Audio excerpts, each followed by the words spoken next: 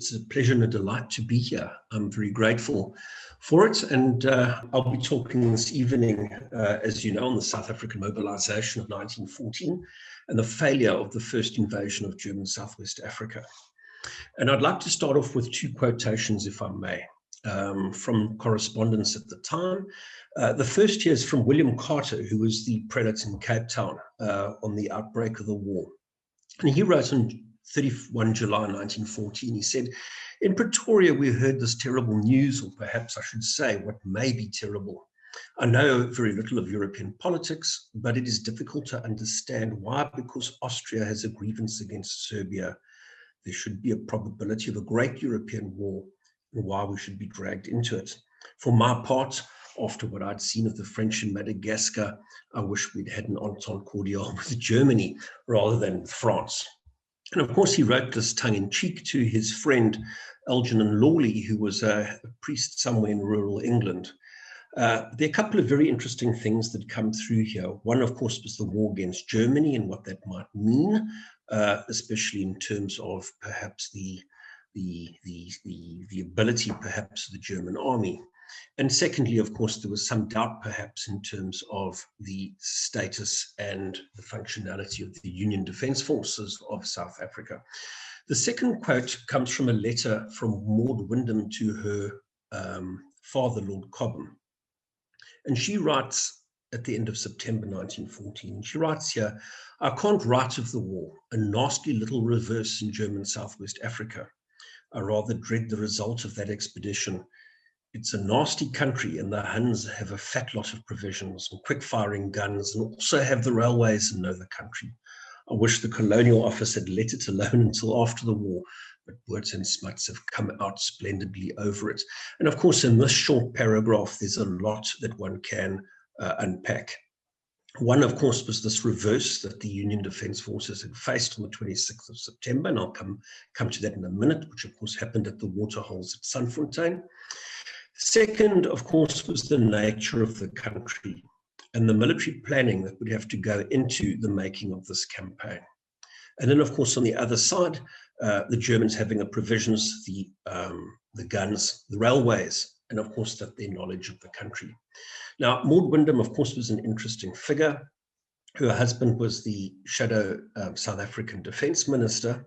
And you'll see there in the photograph too, that's her father leaning against the wheel. Her mother is behind in the white outfit. She was a Cavendish from the Devonshire family.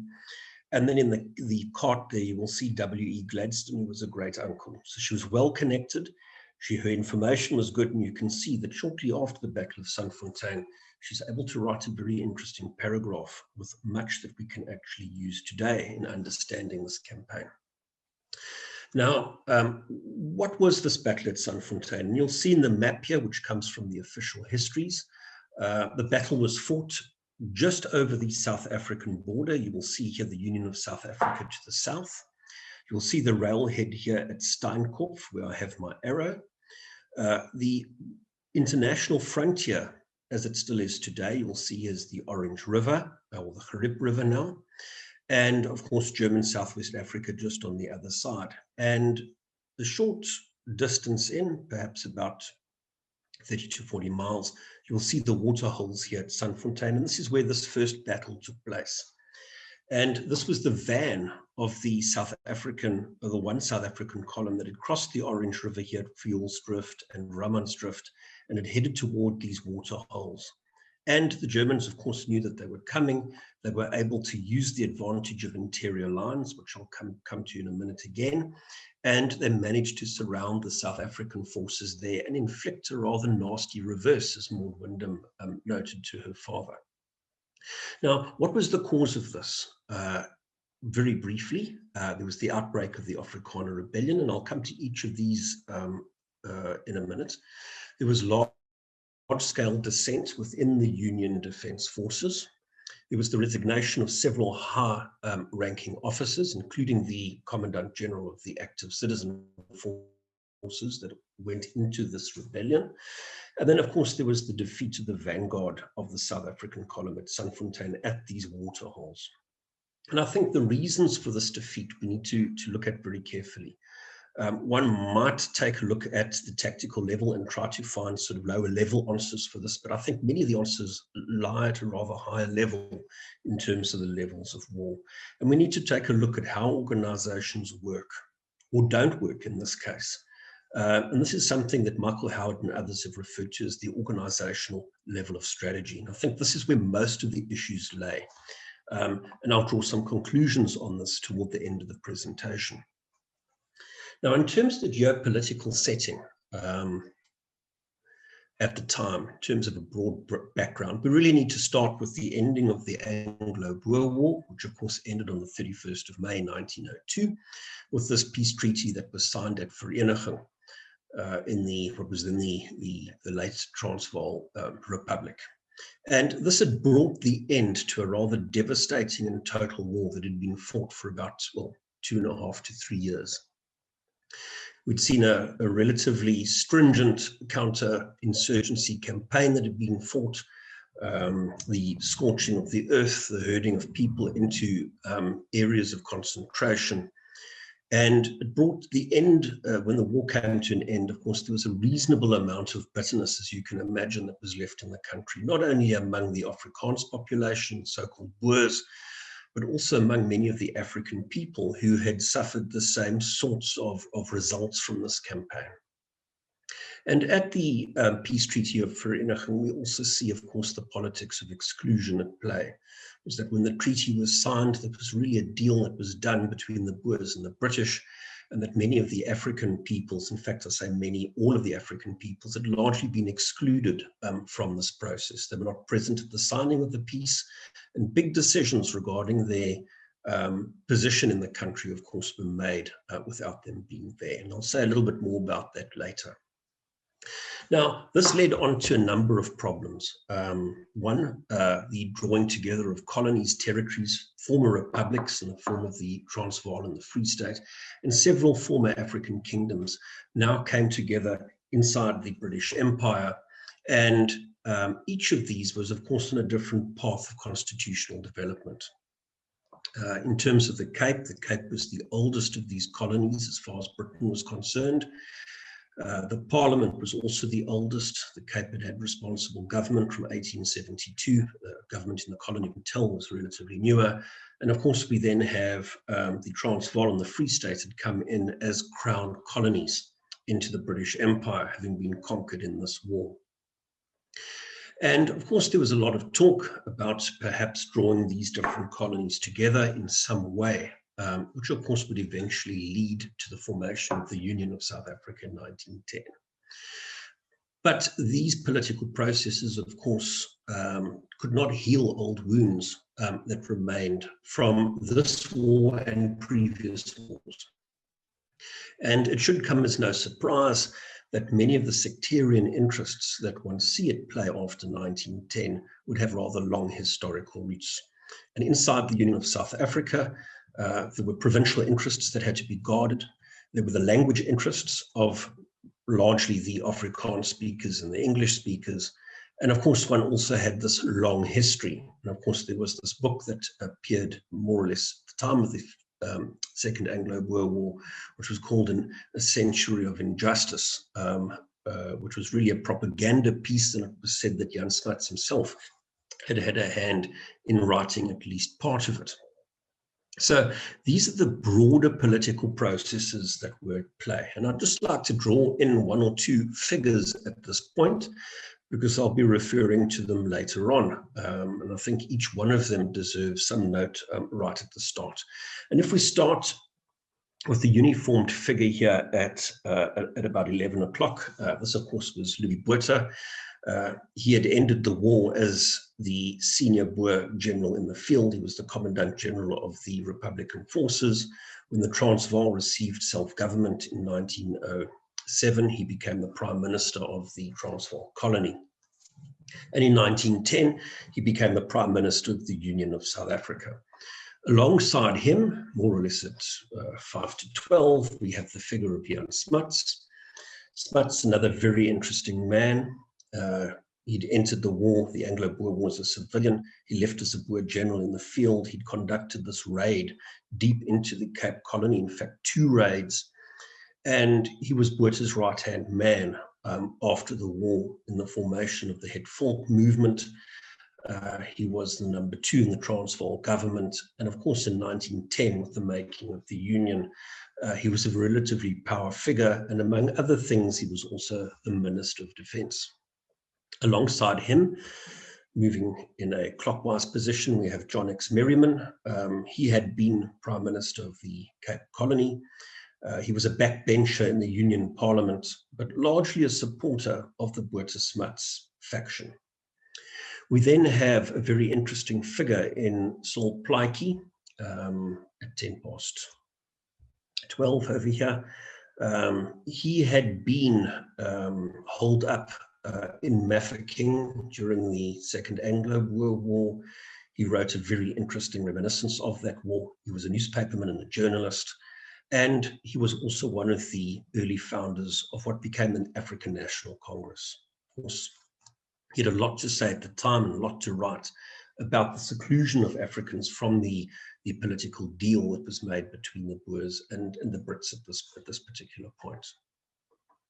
In the bottom 3 figures that we have here in the left-hand corner, we have 3 former Boer generals, and from left to right, we have the figure of Christian Beyers, who found himself at the end of the war as a combat general. He'd risen through the ranks very quickly. He became a leading Transvaal politician just after the war. He was the Speaker of the Transvaal House of Assembly, and he became a rather difficult person after 1910, and Botha and Smuts didn't really know what to do with him, and eventually they offered him the command of the citizen forces in the new Union Defence Force. Alongside him, we have Manie Maritz, who was in fact also his brother-in-law, another former Boer general, also taken up into the Union Defence Force. He had been a general, as I say, but when he was integrated into this new force, he became as a major. And I think that must have rankled him. Then alongside him, we have the figure of General Herzog from the Free State, another former World War general, and he was going to become the leading figure in the Orange Free State province of the Union of South Africa. Then at the 2 extremities, we have another 2 interesting figures. In the top left-hand corner, we have Emily Hobhouse, who was very active and probably one of the more well-known women in the country. Certainly, she lived in Britain. She visited the country very often, one of the more well-known women who wrote a lot about the devastation of the Anglo-Boer War, the injustices that were suffered, especially to women and to African people, and to try and fix those injustices in some way. Seeing a strong military in South Africa, however, was very much something that she was opposed to. And then in the bottom right-hand corner, we have the figure of President M.T. Steyn. And he was the late president of the Orange Free State Republic. He played no official role after 1902 in South African politics, but he was always very much on the scenes through to his death in 1916. So he played a very important, powerful, behind-the-scenes kind of influence to the events that I will discuss now. Now, right at the start, I'd just like to put up a few figures that we can have a look at. And I must say, too, that I have used the terminology that was used at the time. This is drawn from the official records, and I've drawn these figures together from statistics that I found in the National Archives in Pretoria, as well, of course, as at the Public Record Office at Kew. So we'll see the population of the Union at the time was almost 6.5 million people, of whom about 1.3 were classed as European or white in inverted commas. Another 4.3 million were African, and then we have people of color and Asians, about 737,000. In terms of the full-time forces, and as I will explain later, the Union of South Africa had very strong population registration legislation. And people were classified, as I believe they were also in some of the other dominions, according to their race and ethnic background. And service inside the Union Defence Force was limited strictly to people of what was called European descent. And that's why we see the numbers that we do in the table over here. So all told, people who'd served in the Union Defence Forces during the First World War, we have just over 231,000. Of them, 146, almost 147,000 would have been classified as people of European descent. The remainder would have been people of color, Africans, and so on. All right, then in terms of casualties, which we see at the bottom of the page, you'll see the total casualties just over 21,000, which I suppose in European terms for this war seems very low, but one has to, of course, express this as a percentage of the population. So we're looking at about 18 or so percent, 18 or 19%, which is not too far from the other dominions. And I think Britain's case, it might be 20%. I'll stand under correction there. So what was the expectation when this war broke out? Most of the people in South Africa, I think, expected a short war. Many knew that the next war in Europe would be predicated on speed, very quick movement. This would be war by timetable, getting troops to the frontiers as quickly as possible and to bring a quick decision. So one of the first questions, of course, came up was the meaningfulness of the South African contribution. How quick could South Africa raise a force, and how quickly could it be sent wherever it had to go? Possibly the war would be over by that particular point. In 1914, we're talking now in August 1914, we already see the withdrawal of the imperial garrisons from the country. They'd been diminished over the years after 1902, so by 1914, we're literally talking perhaps give or take perhaps 8 to 10,000 troops. And of course, they were withdrawn to the Western Front, where many of them, in fact, met their deaths. With them, we also see the departure of a relatively large number of South Africans for service in the British Army, perhaps more or less 6,000 that left to serve with British regiments, because there was this fear that they would miss out on this war if they did not volunteer for service with the British Army directly. Now, John Buchan, who'd been one of Milner's kindergarten and had been in South Africa during the last part of the Anglo-Boer War, had said in his history of the Springboks on the Western Front, he said there that South Africa's task of all the nations of the British Empire was at the outbreak of the war the most intricate. And I think he has some justice in saying this. It's not only because South Africa was the only dominion to actually have a contiguous land frontier with the German Empire, but also because South Africa was a divided country, as he well knew. And I'll say a little bit more about that in a minute.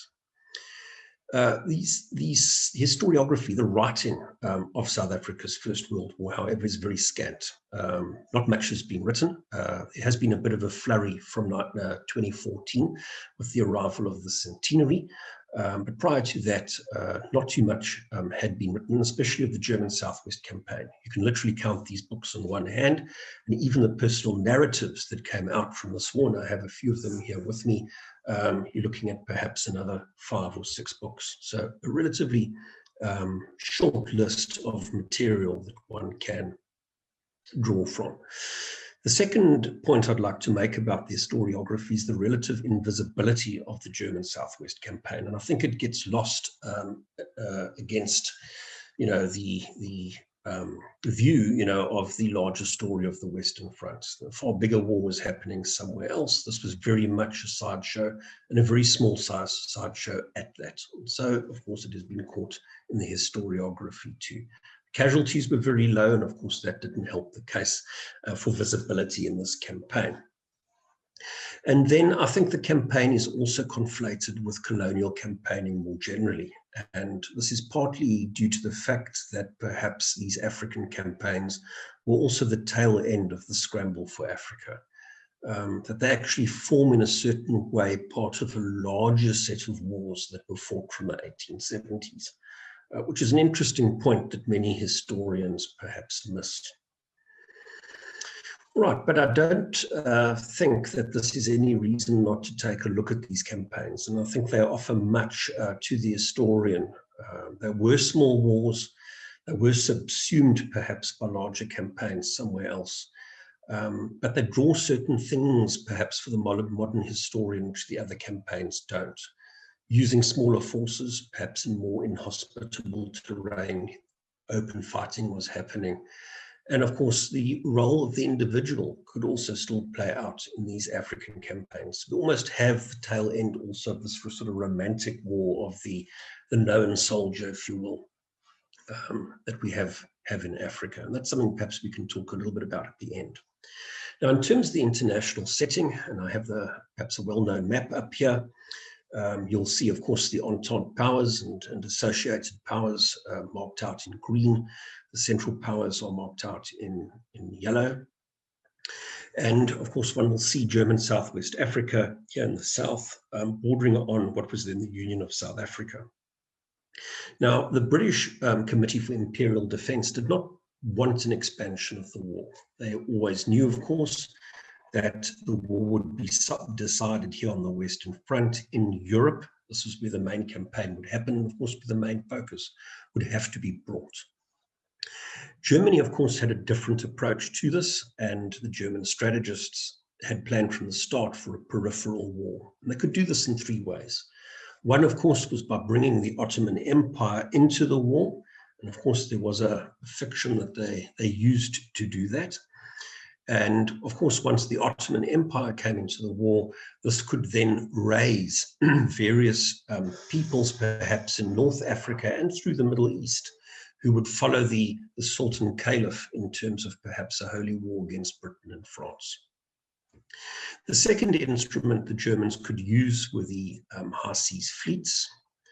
The third, of course, was the German wireless stations. And I've marked them out, the main stations, as you will see here, with these blue triangles.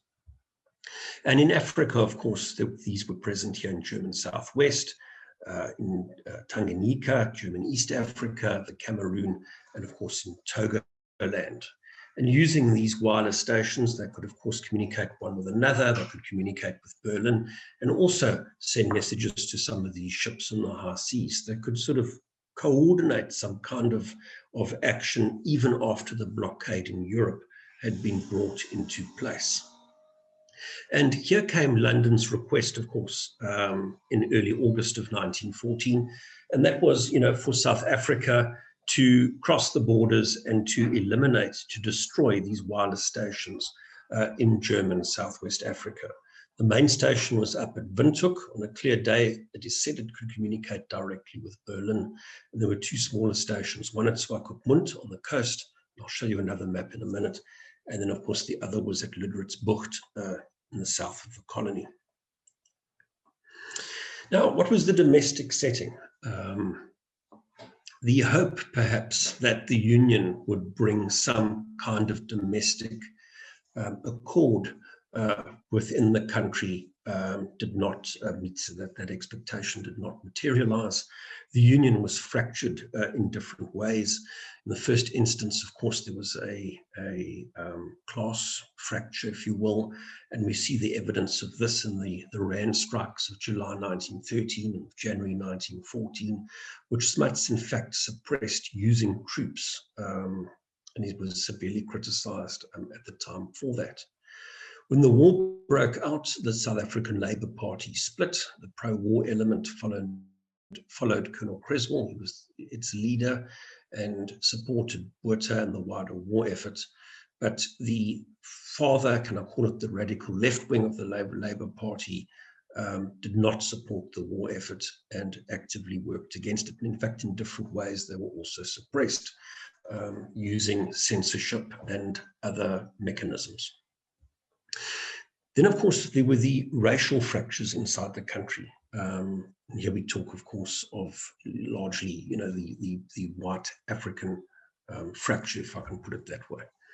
Now, right at the start of the war, the South African Native National Congress, as it was called, it's now the ANC, they declared their support for Botha. Many of the African kings and chiefs had come out in public support as well. Chief Matanzima, for example, named his son, who was born more or less at that time also after the English king. The next son, incidentally, he called after the Kaiser, so he was hedging his bets, I suppose. And there were various offers also to raise troops through the country by these African chiefs and kings. And large contingents eventually, of course, left our shores in the form of the SANLC to serve on the Western Front and also in East Africa. And then there was something that was called the national issue. And this was the English Afrikaans issue within the country. And Botha's party, which had come to power in 1910, in fact split, and Hertzog, whom I mentioned earlier, broke away with a number of MPs to form the South African National Party in January of 1914. So at the start of the year in which the war broke out. And they were very vociferous, very loud parliamentarians at the time, as you can imagine. So Botha's hope that the Union would perhaps bring peace, and then perhaps that a successful war would bring peace, as you will see, was eventually, of course, going to flounder. Now, if we take a look at the map here that I have of German Southwest Africa, and I've taken this particular map from Hugh Strawn's book and overlaid it with a few arrows. Now, the British request came on the 7th of August 1914 to seize the two harbors, which you can see on the map quite clearly. We have Ludwigsbucht here in the south, Swakopmund in the north. Here's the South African exclave of Walvis Bay, which was actually in South African hands, of course, at the time. The Germans had invaded and overrun the little exclave. So Swakopmund was the second port. And these wireless stations, of course, were the objective as far as the Committee for Imperial Defense were concerned. But Botha and Smuts, of course, saw an opportunity in this. And this is something that historians have now called sub-imperialism, where the notion was had that they could perhaps use the war to extend the boundaries of the Union. And the South African parliamentarians at the time, Smuts right at the front, had never seen these borders of the Union as being something that were fixed, but rather that the country could grow organically, almost like the United States, and eventually come to dominate a larger part of Southern Africa. So this was the idea behind this, I think. And we can see this too, of course, later on with the designs that they had on Portuguese East Africa and one or two other territories, which really fall outside of the ambit of this discussion that we have this evening. So the war aims, if you will, of the Botha government were based on nation building and, of course, sub-imperialism. They based the agreement when they sent to Britain on two conditions. One, the South African Parliament would have to approve of the expedition because of the Defence Act. If any troops were sent outside of South Africa, and you can read South Africa as a geographic expression or a political one, does it refer only to the Union, then Parliament would have to approve. So they decided they would take it to Parliament, and they would only use volunteers in this campaign. So nobody would be forced to go. Only volunteer troops would be used. So Botha had made the commitment to London, but very significantly, he'd mentioned neither of these conditions in his reply to London. So the planning now got underway. And when one takes a look at the map, this, of course, becomes very significant. So how does one actually invade a country like Southwest Africa or Namibia, as it is called today? Now, in terms of the military geography, if we take a look here, and it's not marked out on this map, but in the south, you can probably see my cursor moving, but this whole area here extending into what is now Botswana and south into the northern Cape of South Africa, this here is the Kalahari Desert. Very inhospitable terrain, excessively hot in the summer months. And don't forget, as this campaign was starting, we were edging toward the southern summer. Secondly, there is an extensive desert that stretches where the Kalahari ends all the way north, following the coast almost to the northern border here of Southwest Africa, we have the Namib Desert. Relatively wide, stretching quite deep into the country, perhaps 200 miles or so. At its narrowest, something under 100 miles. But again, a very waterless, inhospitable terrain. Now, these barriers are only pierced at 2 points. The one is from Lüderitzbucht, the other from Swakopmund, where there are railways that run into the interior. Now, the railway system that the Germans put in, which ran from the north of the country, here at Tsumeb in the north, all the way south to Kalkfontein, with the two lateral lines, as I say, running down to the coast. And this was put in very meaningfully so that the Germans could use in what we call interior lines. They could oscillate troops between the different fronts from where attacks might come. And when the war started, they also placed their troops more or less in 4 equal contingents, one based on Windhoek, where I have my cursor here, which was the capital of the territory, another here at Keetmanshoop, which was the junction to the southern line and the lateral line that ran down to Lüderitzbucht, and then the other 2 contingents on the railway, just east from Swakopmund and just east from Lüderitz. So, of course, the moment an attack came, they could then use the railway to oscillate troops in whichever direction they wanted to go. So, of course, the South African planners had to take a look at this. How does one work with this? Work against the geography. Maud Wyndham talked about a nasty country. How do you get onto the railway line in order to pierce these rather significant barriers that there were on the different borders? And Smuts came up with a plan, which was, of course, perhaps the best plan that they could have had at the time, possibly, but not one without its faults. And his plan was for an attack on all these points at the same time, so that the Germans would not be able to use the advantages of the interior lines. One force would attack Lüderitz. The Royal Navy would be used to destroy the wireless station, and there would be a beachhead that be established there using forces under Duncan Mackenzie, and they would then get onto the railway line and move into the interior of the country. Another force would reoccupy Walvis Bay and then get onto the railway line from Swakopmund and move into the interior of the country. And of course, the main objective was this wireless station here at Windhoek. At the same time, 2 further forces would move in from the south. The one would be landed at Port Nolloth, which is the northernmost port on the South African coast. There was a short railway line that ran towards Steinkopf and then on slightly into the interior. And from here, Lucan would advance with his column in the direction of the border crossings at Rammansdrift and Hoomsdrift.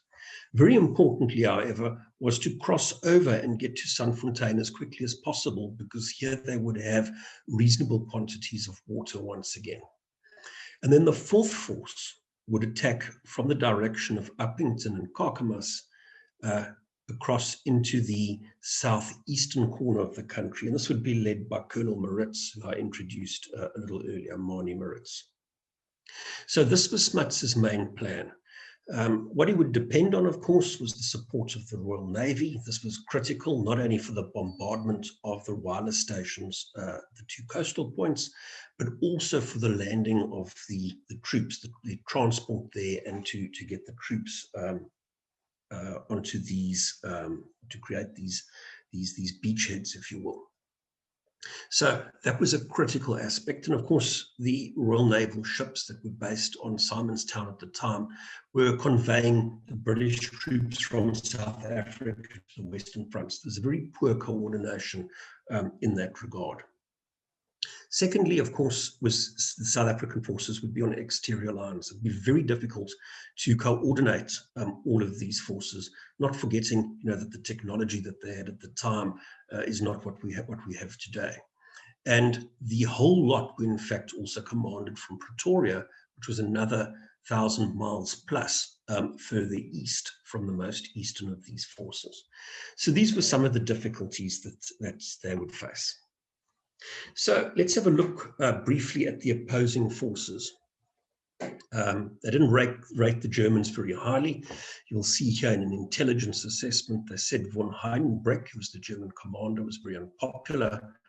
Martinet, the old school, fond of the red tape and pipe play, and he ran the risk of being shot by his own men if he ever takes the field. So you can see the kind of, I want to almost say hubris, perhaps, in the sort of report writing that takes place.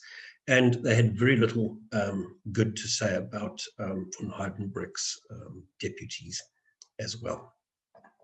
In terms of numbers, if we look at the German forces first, perhaps 140 officers, just under 2,000 other ranks, reservists, plus reservists, bringing the total number to something shy of 4,500. They were mounted companies. They had some field artillery. They had a small air wing. Very importantly, of course, they had one undivided command. The Germans, I think, had a very well worked out plan. Their staff was trained for their duties and along uniform lines, and they were an homogenous force and a relatively well-trained one. The South Africans, on the other hand, you can see the numbers were far larger. They could call perhaps on as many as 100,000, but very significantly, there was no coherent staff at defense headquarters. There was the omission to prepare any real kind of defense scheme ahead of this campaign. But we should not forget, perhaps, is that the Union was only 4 years old and the Union Defence Force only 2 years old, which was perhaps might explain that. There was a dearth of trained staff officers. I believe only one had actually passed through a staff college. But there was an ample supply of fighting soldiers, and they were relatively high value, not forgetting that there were many veterans from the Anglo-Boer War. But significantly, they were a heterogeneous force drawn in from these various old armies that had been brought together to form this new Union Defence Force, which was, of course, a compromise. These men had come from the old Boer commandos that had been resurrected after the grant of self-government. You had colonial style regiments from the Cape Colonial Forces, the Transvaal Volunteers, which was a Milner creation, the Natal Militia, and then, of course, a good number of British instructors, mostly sergeant majors who were brought in to instill a bit of discipline and to regimentize, I think, these civilian soldiers. So you can see the kind of mix that was here was perhaps a rather uneasy one. And what we have here really is, when we take a look at the military culture of the UDF, really the amalgam of three military traditions, the Boer commandos, the colonial forces, and of course the British military tradition, if I can put it that way. There were two competing language preferences, English and Afrikaans. One can say a lot about that, especially with regard to the British sergeant majors not being able to speak the Dutch of the day, especially on the parade ground. And one had reports through the press, no Afrikaans or no Dutch, no drill, and the like. And then there was the whole question of, when you bring these men together from these different backgrounds, how do you bring them into one force? How do you create a new army from these old armies? And the notion was to have them meet on an equal basis, that the defense force would not be a contested space, but rather a meeting place. And I would argue that that was not very successful. And of course, they did this in different ways. The high command was divided, and I'll show you an organogram on the next slide or so. And it was this idea that they had to balance province, language, and form of force that really undermined the reliability, the lethality, and I think also the deployability of the Union Defence Force. And of course, if there is no common military culture, you lack a common vision, and then all of the issues that you will see on the right-hand part of the screen, of course, are now questioned, in terms of the anticipated theatre of operations for the next war, the length of such a conflict, who the allies might be, and even, of course, the force design and force size of the army that one prepares in peacetime. Now, if one takes a look at the structures, and I have an organigram here, which I've tried to fit to the screen. I see it doesn't quite fit, so apologies for that. But you'll see at the top, we have the figure of Jan Smuts, who was the Minister of Defense and Deputy Prime Minister.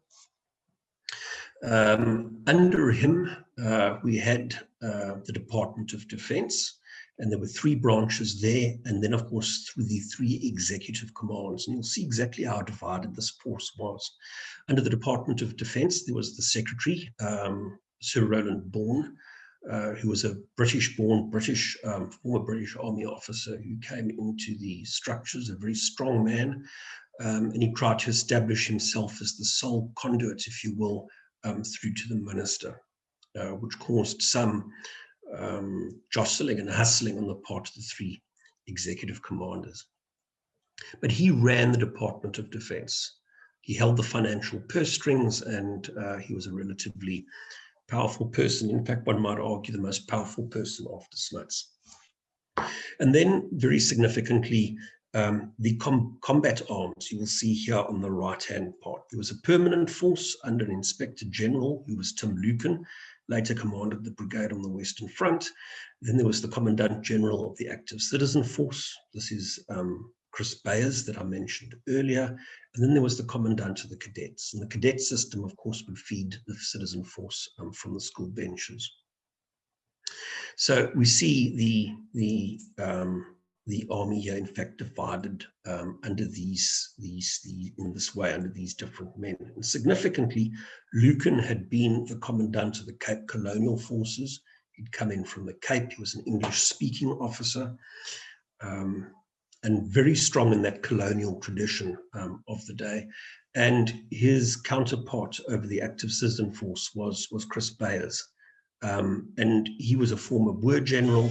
He was a very strong nationalist supporter, I would say, come 1914, and fell heavily under the influence of the late President M.T. Steyn from the Orange Free State. A very significant factor here.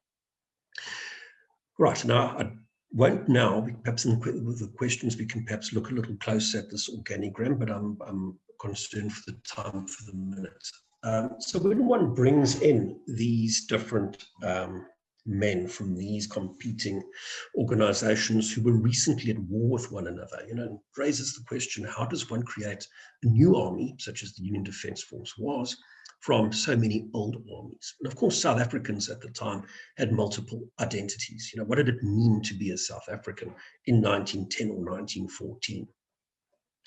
And I think the Union Defence Force, established as it was as a symbol of national unity and a meeting place, brought this question of nationalism into very sharp relief. And of course, I think the war exacerbated this, and the events that were to play out in August and September of 1914 were going to show this tension between the rural, the urban, the old and the new.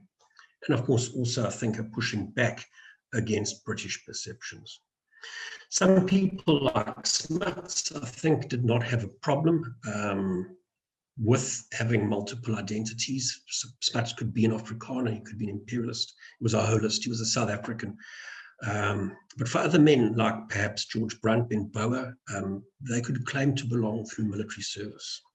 But then there were others, perhaps, who had stronger anchors in the past, and here I would perhaps hold Bayers as being one of those. The second big point I'd like to raise under this is the presence of rings. And I know we can see those certainly in the British Army at the time of the Anglo-Boer War, and possibly at other times, but we do see that in the UDF at this point too.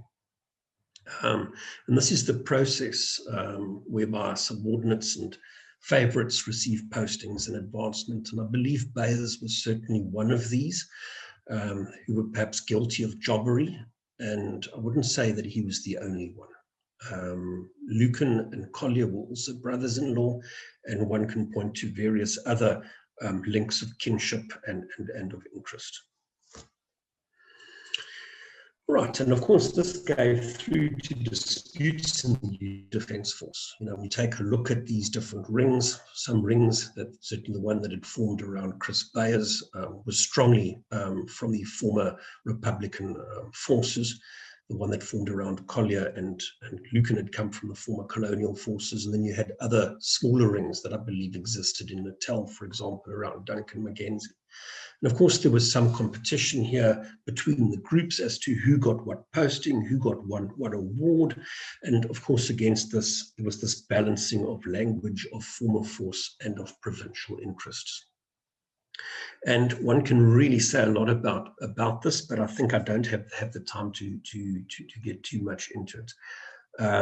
But of course, it touched also the distribution of so-called gongs, who got what post, and what posts, of course, brought what money came with it. And soldiers are supposed to fight and to serve with loyalty and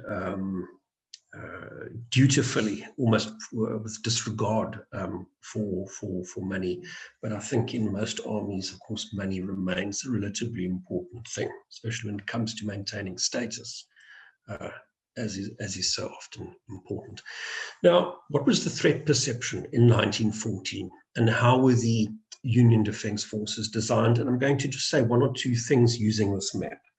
And on this map, you can see there are 5 districts that are marked out in red, and they start here in the Eastern Cape, and they move in an anti-clockwise fashion around to the Northern Cape and the border here with German Southwest Africa.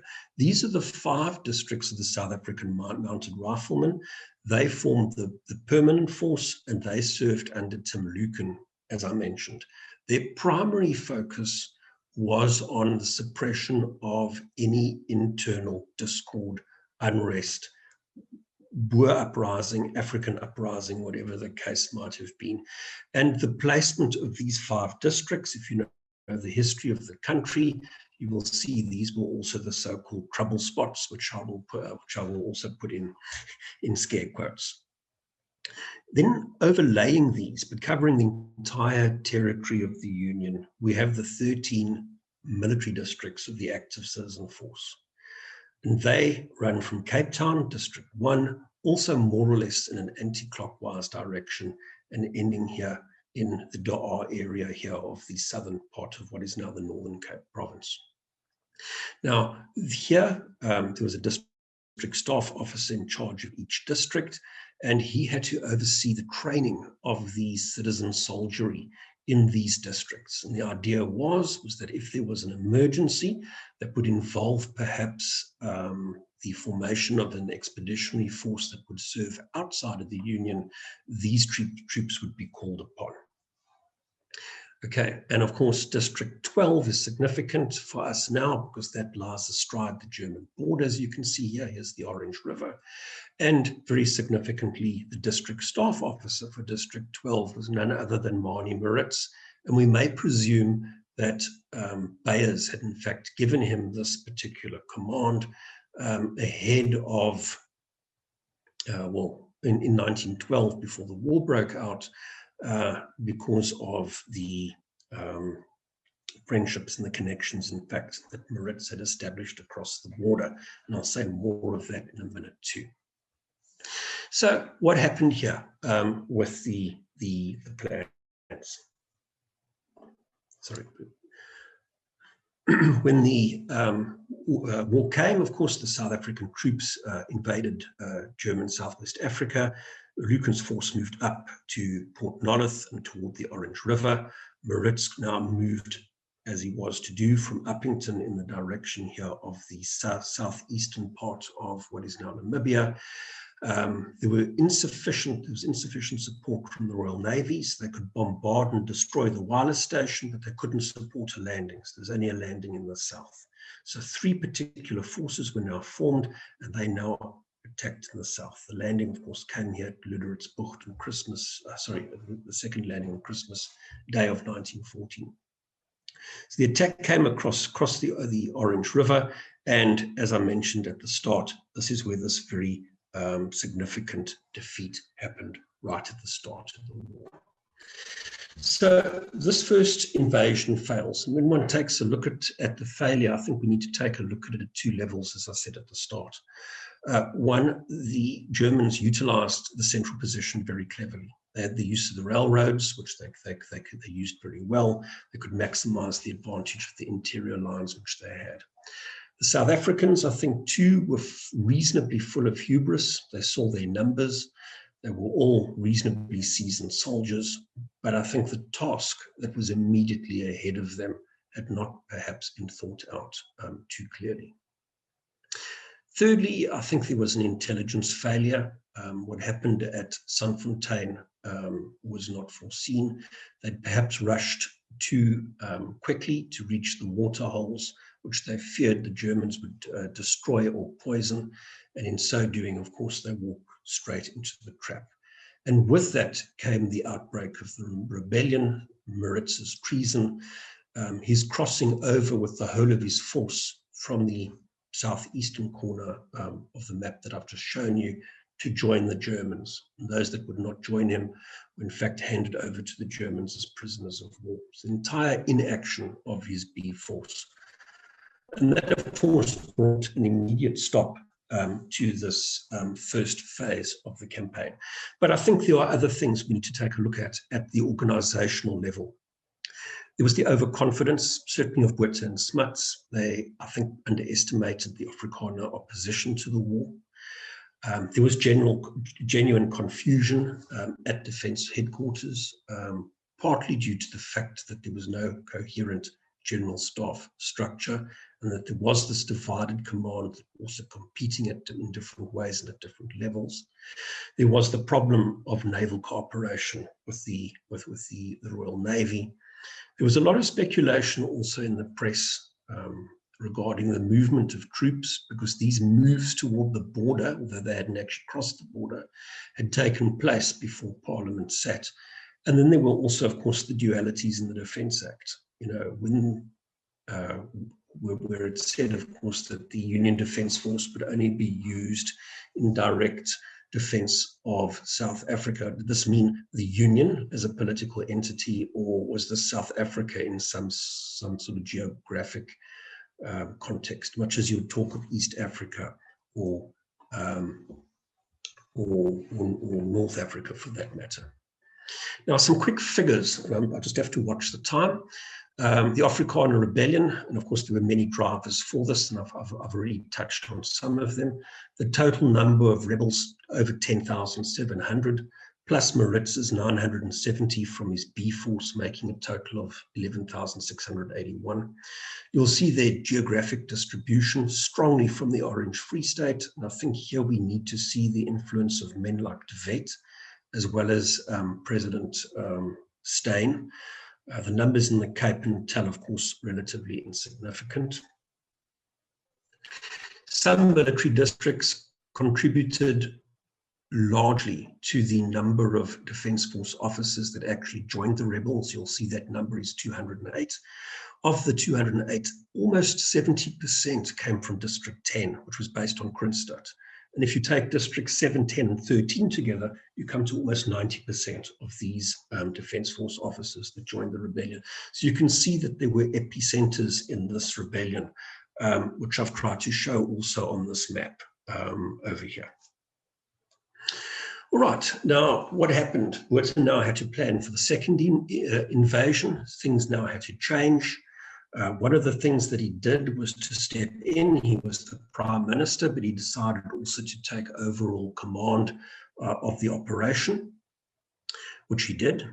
A new strategy was devised, which was really based on Smuts' first strategy, which involved also the attack against Swakopmund and the direct advance onto Windhoek.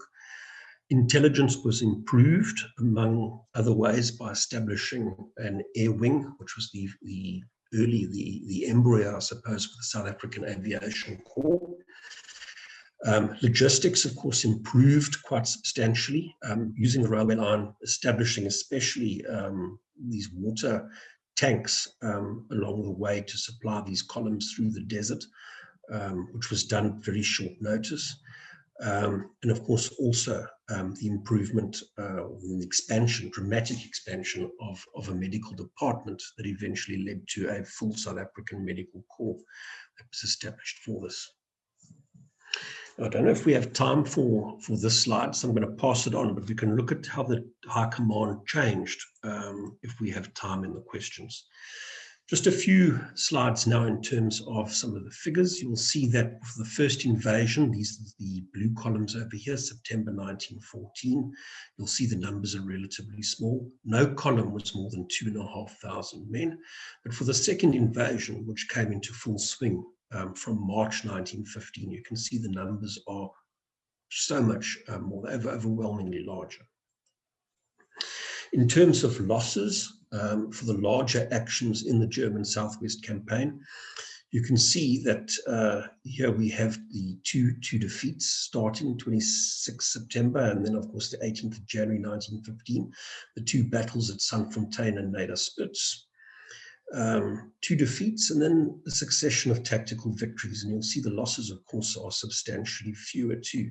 And of course, we can see here that the changes that were brought into the UDF were now also coming into effect. This particular table, I think, is significant if we take a look at the number of casualties for the rebellion, substantially more than all of the other battles that were fought inside German Southwest itself. Underlying, of course, the significance of the rebellion and its expense in terms of life, among other things. And on this table, we can place German Southwest Africa alongside the larger battles on the Western Front in which South Africans fought and died. And you'll see too, the total wounded and missing, 288, killed in action, 88. Far smaller, the entire campaign, than these other battles, of course, that were fought on the Western Front. And at the end, I will show you an interesting quote from Denys Rates. All right, so what were the elements for success? And I think to conclude here, I think we need to take a look at something that Gary Sheffield has said about a learning curve. In order to have success, one needs, of course, good leadership and command. Things were demanded of the general officers during this campaign, which, as it was fought and as it progressed, these generals grew as well in terms of their ability to command. They adapted to the conditions of the campaign, and they started to realize what the elements for success were. And I think especially Louis Botha, in terms of rapid movement and wide sweeping movements. And at the same time, the troops, of course, were now gaining training under combat conditions, which might not be ideal, but they were also becoming more resilient. They were gaining experience and battle hardiness as this campaign moved forward. Then, of course, there's the question of adequate material resources, as well as the growing size of the South African columns, as I've already pointed out. And now, to conclude, and this is my final slide, what did this campaign mean? I think in military terms, it was a good victory. It was the first active participation in a war for the Union Defence Force, which was about 2 years old. It was also the first foreign deployment for the Union Defence Force and the first campaign planned and won by Dominion. Politically, very important for the British Prime Minister. I think this was a campaign victory he really needed at the time. It was less so for Botha. I think it broke open fissures in South Africa rather than healed. And it also started a long South African occupation that would eventually lead to a 23-year-long border war in which the Namibians would fight for their independence.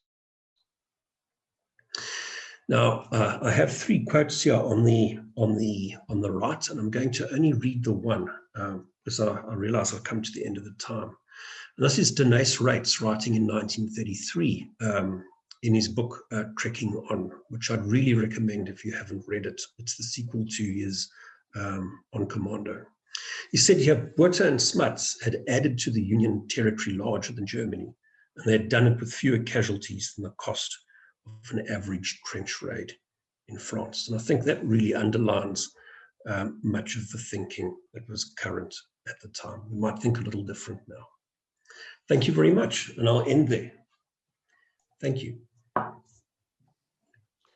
Ian, thanks very much indeed. That was absolutely splendid, a real exposition of something that I for one, had absolutely no concept of at all. And I don't know if other members had any idea about what went on in German South West Africa or not, but we'll examine that in the questions and answers.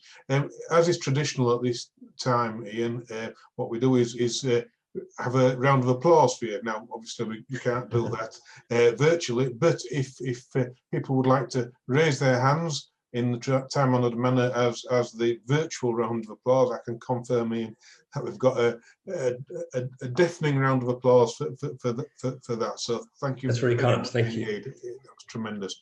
It's Q&A time, folks. Now, I'm used to assuming that everybody knows this, but I've been quite correctly brought up by a member just to point out that not everybody's aware of this. So use the Q&A button underneath here rather than raising your hand to try and attract my attention. Raising your hand's not going to work. I'm not going to have my attention attracted by the hand raising routine. So if you got a question, please do use the Q&A button underneath. So let me just well, Tim's got a brief question here. So hi, first of all, thanks for an absolutely excellent talk on a subject which is perhaps not very well covered. Just a very quick question, what books would you recommend on this subject? Well, thank you, Tim. One of the best short accounts that I would recommend, in fact, is the chapter on German Southwest Africa in Hugh Strawn's book, The First World War in Africa. I think for a short account on the military campaign, it's possibly the best. For the wider campaign from a South African point of view, including a lot of the politics and the political background to it, I'd recommend Bill Nasson's work. Springbucks on the Somme is his first book. It includes a nice chapter on the German Southwest campaign. And then he also has World War I and the People of South Africa, which is also insightful, but more at a political level rather than a military one. Good, thanks. And then if I may add it, I have a short article on the Battle of Sandfontein, if you'd like to have more of the military details on what I've said now, because I didn't really touch the tactical level in this presentation. Okay, thank you very much. Thank you. Thanks for that, Tim. Right, so I've just got some more questions lined up there. So next up is Alan Atkinson. Alan. Ian, thank you for that. Very interesting talk again, as Tim said before, something that's not particularly well known over here. My understanding was that there was quite a bit of German migration into South Africa during the 19th century. Certainly when on my one visit, which was a business trip, I was told that although people often think of the principal actors in South Africa from Europe were either Dutch or English. In fact, there are a lot of significant German population. What part did they play in South Africa during the war? And was it if you like, was it a positive one or a negative one? I suppose that depends. It depends on what one's viewpoint is. Yes. But yeah, but thank you. That's a very interesting question. Something I didn't touch on. The German migration to South Africa was a complex one. The first German migrants, in fact, came out probably already in the 18th century. In fact, we know in the 18th century as soldiers of the old VOC, the Dutch East India Company, and they were fully integrated into the South African population. In fact, Louis Botha's ancestors numbered among them. Botha is a German surname originally.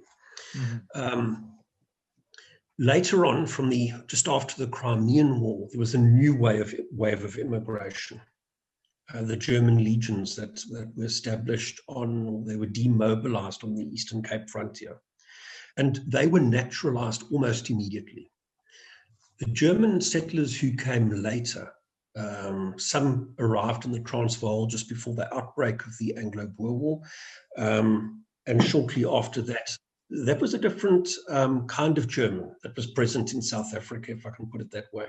And many of them had been monitored in different ways, either by the British or by the South African Defence Authorities, and they were rounded up and interned from September 1914.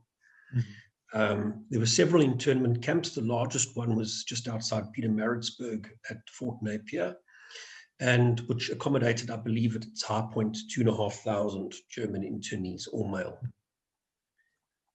So it was a similar sort of policy to that followed in Britain.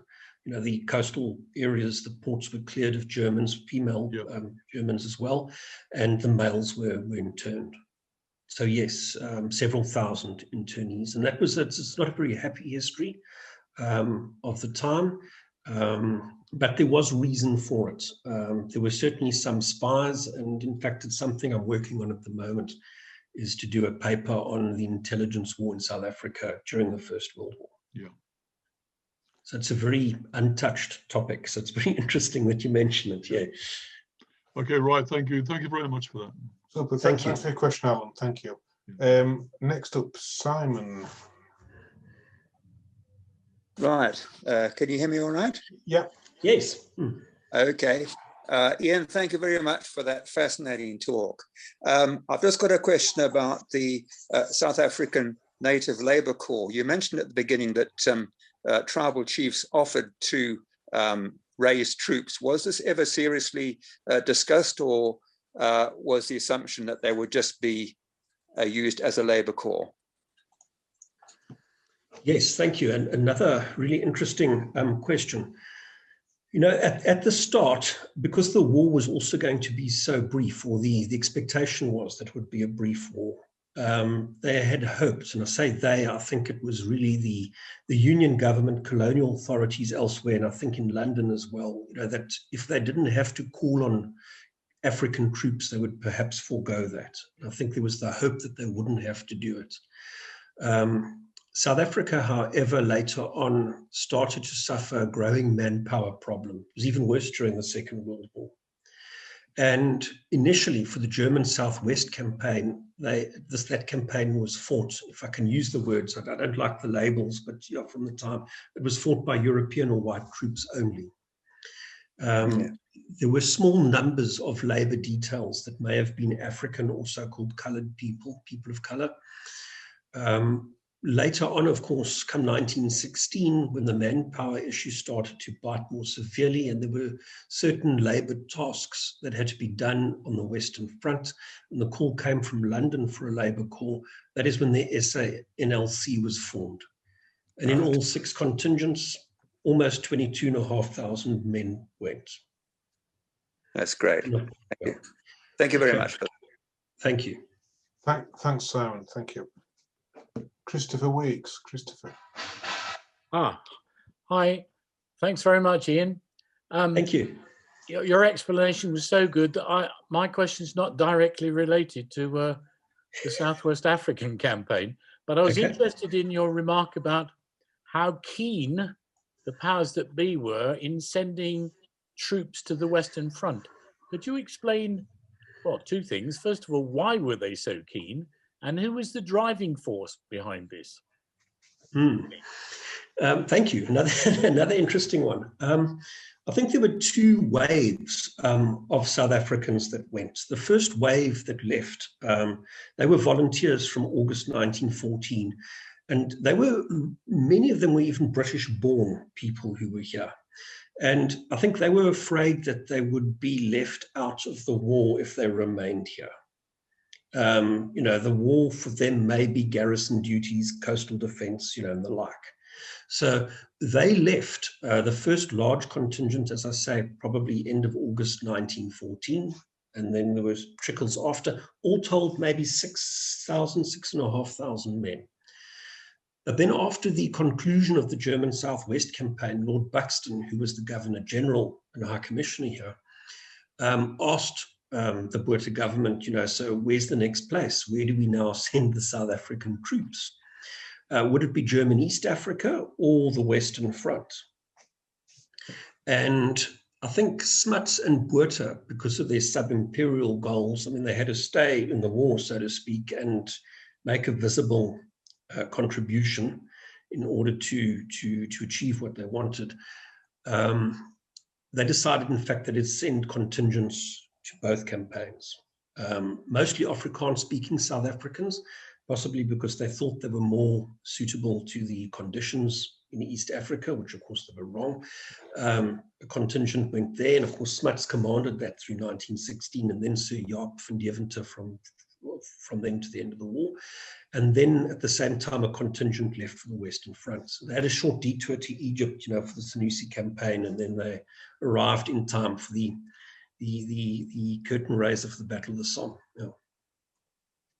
Many thanks. But they were all volunteers again. All were volunteers. Every single South African that went was a volunteer, regardless of background. Yeah. Thank you very much. Thank you. Thanks, Christopher. Philip Norris. Philip, do you want to just unmute yourself? Yes. Hello. Thank you very much, Ian. It was very interesting. My question really is about the campaign, the armaments of the South African forces, and especially as they were crossing these, these arid deserts, hot conditions, ordnance, medical supplies and transport. How well provisioned were they? Thank you. Provisioning was a big problem, partly because the Germans were quite astute in terms of denuding the countryside. They removed livestock from the frontier districts, for example, and as they pulled back up the railway for the remainder of the campaign, that I didn't talk about now, they took that livestock with them. So among other things, they had what would one call them, I suppose, cowboys, that would sort of herd cattle behind the advancing columns, to ensure a supply of red meat, among other things. There was certainly a shortage of artillery at the start of the war, surprisingly so, in fact, because of the Anglo-Boer Wars, but freshly passed. And there were several reasonably seasoned artillery regiments in the Union Defence Force. So they had the guns, but I think the biggest shortages were in terms of ammunition. And at the start of the war, that had to come out from India to prosecute this campaign. So there was certainly a shortage of ammunition right at the start. But I think logistics and the supply of fresh food was perhaps more of a headache. Okay, thank you very much. Thank you. Thanks, Philip. Thank you. Andrew Pope next. Andrew, I don't think you've got a video working there, but nevertheless, we'll be able to hear you. If you just want to mute yourself, Andrew. So I was wondering, what was the influence of the Southwest African campaign on the East African campaign, which lasted right throughout the war? One was very successful and the other one wasn't. Yeah, a lot less successful. Thank you. Look, the decision to send Smuts to German East Africa because, of the successful finish of the German Southwest campaign was perhaps a faulty one. The two campaigns were just so entirely different. If one just takes a look at first of all, the accessibility. German Southwest lay astride South Africa. The terrain was reasonably similar to the north western districts of South Africa. They could get onto the German railway system, although that had to be relayed because it had to match the South African gauge. But they didn't have that access, if I can put it that way, to the territory in East Africa in quite the same way.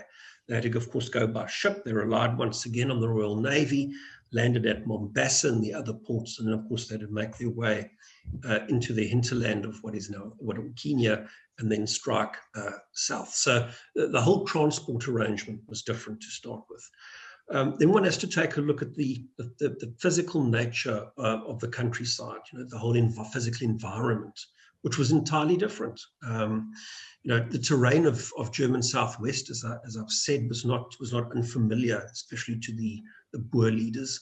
It was relatively open. They could use their commando-style tactics there quite successfully in German Southwest, wide flanking movements, avoiding pitched battles where they could, wide flanking movements, etc., were just not possible in East Africa because of the nature of the terrain. It was more mountainous, a lot more jungle. more rivers that were unbridged. And then, of course, they had the disease ecology, which was entirely different. So the South African Medical Service had to adjust to new kinds of diseases which had to be combated. And of course, when one takes a look at the casualties for German Southwest Africa, the bulk of the casualties were things like gunshot wound, whereas the casualties from German East Africa, these were malaria and dysentery cases, by far the bulk. So an entirely different campaign. It couldn't be fought in the same way. What Smuts did do, however, and I think he's more successful in East Africa than we often give him credit for, and that is, in occupying the country. He could occupy the territory and herd his opponent further south. And in doing that, he could also push Leto Vorbeck into what was in fact the most malaria-infested part of Tanganyika. So the German casualties, without fighting the Germans, must have been horrendous, which is an interesting thing to look at. I don't actually have those numbers though, otherwise I'd show you. But yeah, it was an entirely different campaign, couldn't be fought in the same way. And, to think that somebody who had done so well in one territory, one African territory, would do equally well in another, it was just faulty thinking. I think it shows an ignorance of Africa, if I can put it frankly. Okay, thank you. Thanks, Andrew, for your question. Thank you. Ian Wallace. Ian, do you want to... your mic's live. Yeah. Thank you. Thank you, Ian, for shining a light into an area of World War I of which I knew absolutely nothing before this evening. My question is, what happened to the Boer forces who crossed over to the Germans in both? Did they fight? Did they fight alongside the Germans? And what happened to them at the end of the day? Thank you. They did. Some of them did. There was a kind of a free corps, if you will, that was formed from some of these Boers. And again, they were a mixed bag. Some of them had crossed over with Maritz. All told, there were about 970 of them. But there were also some who had settled in German Southwest after the Anglo-Boer War because they refused to take the oath to the British monarch. So the corps was a little bit of a mixed bag, but they were all virulently anti the Botha government and, of course, the British Empire. So at the end of the war, they were all now prisoners of war, and they were taken to Pretoria, they were jailed, and they were arraigned, for treason and other charges. In the end, only one was executed. And I think that followed a rather lenient policy in the hope of winning them over, but still sending the right message, if one can put it that way. But that only one was actually executed after that legal process shows a lot of leniency, I think, on the part of the Botha government. What became of Moritz? He spent some time in jail with De Wet and the others, and then after the war, he re-entered politics. He became a member of parliament once again, and he played an interesting role in South African politics, but not at the forefront at all, through to the outbreak of the Second World War, when once again he was monitored because he was going about the country giving very treasonous speeches. So, I'm not sure if he was interned again. I stand under correction, but he was certainly monitored during the Second World War. Thank you very much. I knew when I saw your call, Ian, I knew it would be a good talk. That's very kind. I should just mention that many of the leaders, of course, died during the war. These were these leaders. I mean, Beyers drowned fleeing government forces. De La Rey was shot in his car, in fact, by accident. And some of the others had died during the war. So there were not that many, of the leaders who'd roused these rebels, that they actually had to deal with. Thank you. Thanks a lot. Thanks for your question, Ian. Sarah, before we go to you, you're next up for your question, Sarah, but we've got a question from Eddie. Could Ian please repeat the names of the recommended books again? So pens and papers ready. Okay. Well, would it be easier if I put them in an email and it could go out to everybody? That quite work because the Okay. masters of. If anybody wants the recommended reading list, email me and I'll pass the details on from Ian. But Ian, just give us a highlight. Just run through a half a dozen or 3 or 4 or whatever. Yeah. I would start with Sir Hugh Strawn's book, The First World War in Africa, and the German Southwest chapter there. And it's very good in terms of the military planning, the military thinking behind the campaign from both sides. First World War in Africa. Then for the political context in South Africa, I would suggest Bill Nasson's 2 books, Springboks on the Somme, which despite its title has a chapter on German Southwest Africa and German East Africa, and his book, World War I and the People of South Africa. I think those are the 3 foremost ones I would start with. Perfect. Right. Thanks for that. Thanks very much. Thank you. And can I add one more, if I may? Yeah, and, absolutely. That's Albert Cronling's book, The Black People and the South Africa and the First World War. What is it called? I forget the exact title now, but that deals with the contribution by African people to the different campaigns that South Africa fought during the First World War. And I think it really needs to be placed alongside the others. No, that's grand. Thanks for that. If anybody needs clarification, just reply to the Zoom invitation and I'll deal with the emails that come in subsequently. Okay, Sarah, your turn. Thanks for waiting. Thank you. I tried to get those books down, but I shall be emailing you again for that list. So thank you very much. Yeah, my question is, you were talking at the beginning about the various languages and all the different groups that were trying to form a unified thing. I know that often in the Belgian troops, you had a situation where you had Flemish-speaking soldiers being commanded by French commanders, and they just did not have a clue what they were being told or what was told. Was that the case as well in South Africa, or did people tend to stick to their linguistic battalions or whatever? Thank you. Another interesting question tonight. You know, in South Africa, most people speak several languages and always have done so. I've got colleagues who speak 5 or 6 of our local languages, you know, and that's not uncommon, and I don't think it was uncommon then either.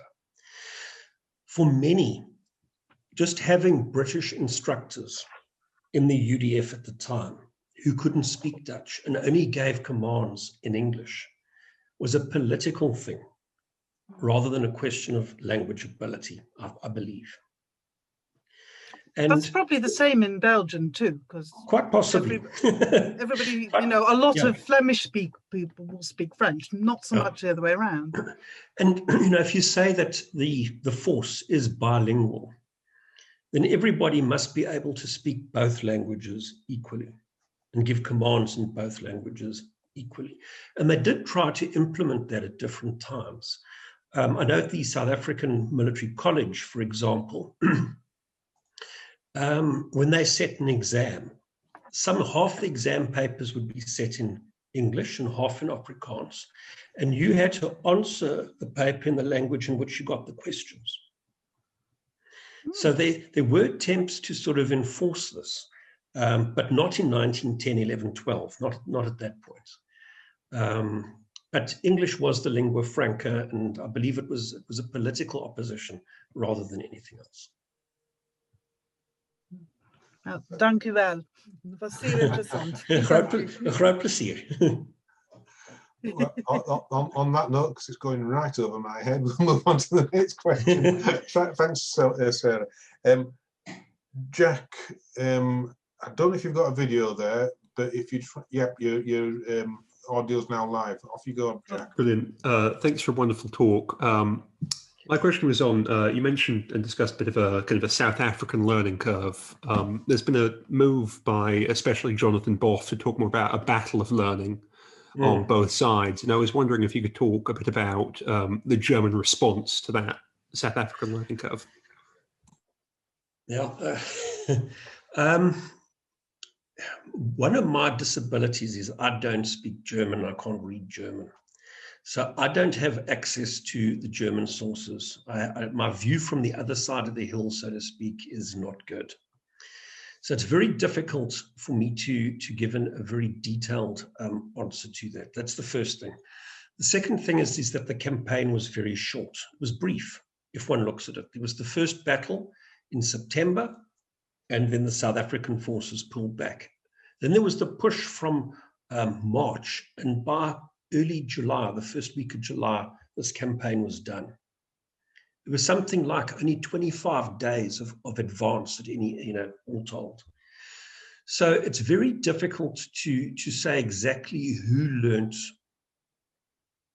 what from whom, if I can put it that way, because of the brevity of this.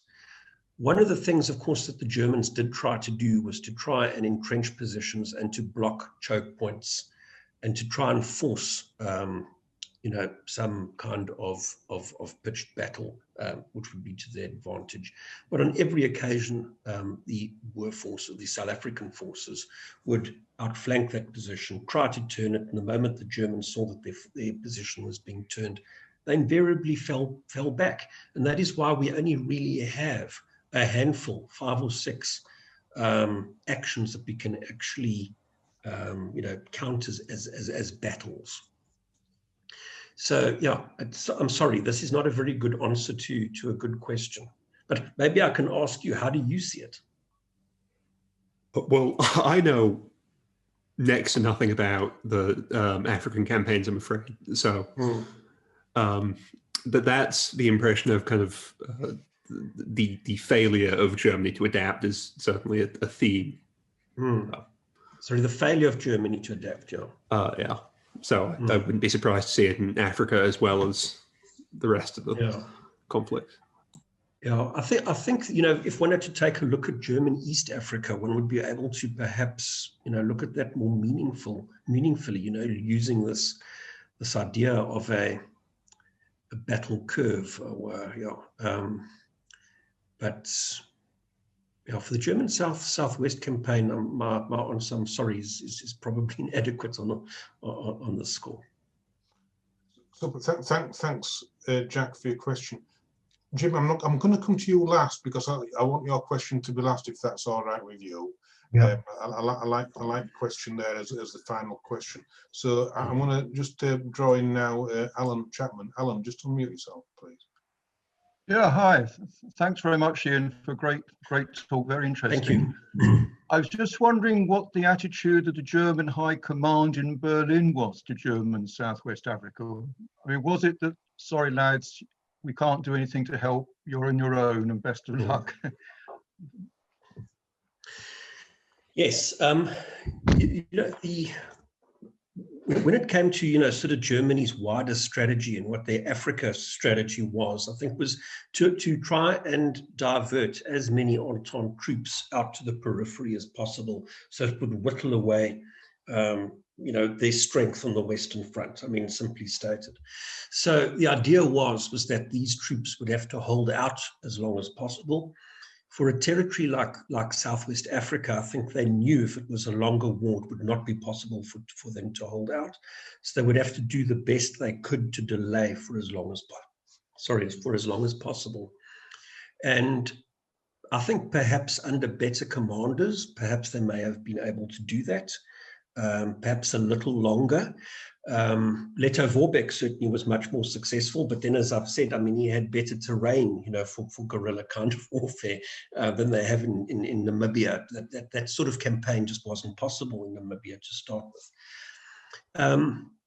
And of course, the attempts right at the end, to move from northern Southwest Africa through the Caprivi Strip, through the southern part of the Belgian Congo or northern Zambia, to try and link up with German East Africa. There were small numbers of troops that made that route to continue the war in another part of Africa. So that did happen too, but right from the start, they would be on their own. There was very little chance of any reinforcement, although there was some attempt to reinforce Leto Vorbeck at different times. As far as I know, no reinforcement came into into Namibia once the war had started. And well, I suppose really, yeah, they were on their own from the moment that the war broke out. Thank you. Great. Thanks for your question, Alan. It's now 29 minutes past 9, so or in your case, past 11. So it's quite late for you. So despite there being a number of questions still to ask, I do like to stop at 9:30 on these. So on that note, Jim, your question, please, if you don't mind. Yes, some of it has been answered already by one of your earlier questioners, Ian. What was the kind of, considering the how things went badly during the wars, earlier wars in Africa, with the UK, what kind of percentage roughly of people would have been in favour of fighting for the Allies as opposed to the Central Powers? And cynically, would some of them have changed their minds as the war went badly for Germany? Thank you. Sorry. No, it's another interesting question. You know, when one takes a look at the South African population at the time, you know, one has to remember that the majority were disenfranchised, had no voice in the political system. So it's very difficult, you know, to gauge accurately what the sentiment might have been among the African people to start with. And we're talking here of perhaps 70% of the population. The fact is that the majority of the African kings and chiefs supported the British war effort right from the start. So that's a significant thing. And when the call came also for manpower and the formation of these labor contingents, certainly these African kings were part of the recruitment drive for these men. And that, of course, picked up as the war went on. The SANLC was raised from 1916 through to 1918. Among the so-called white population, some 40% of that 1.3 million would have been from British extraction, either British-born, first, third, second, third generation British. They supported the war effort without a doubt, almost 100% of them probably. The remaining 60% of the white population would then have been Afrikaans or Dutch-speaking South Africans, with small numbers of Germans and Greeks and other nationalities. So the question is, how many of the Afrikaans speakers would have supported the Central Powers?